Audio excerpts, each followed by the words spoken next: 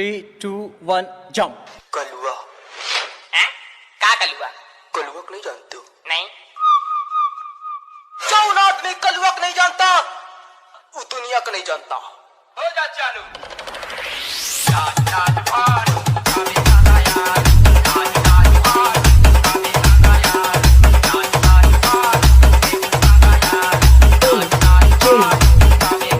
अजीब। हाँ भाई सुनना, सामान लेके पहुंच और बंदे लोग को भी कॉल कर दे। क्या बोला? अरे लड़के लोग घुस गए हैं, बंदे लोग को कॉल कर दे। रख तेरी माँ की।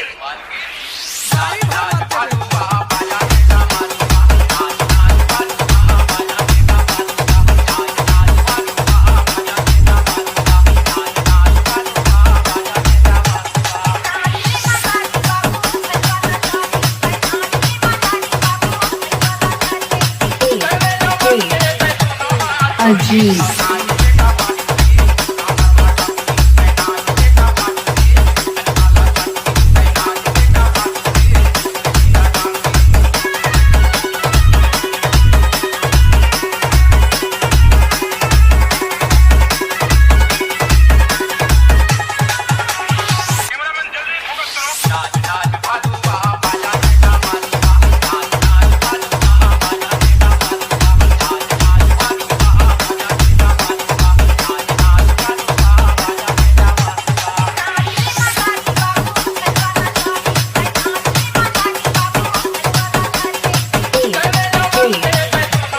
अजीब।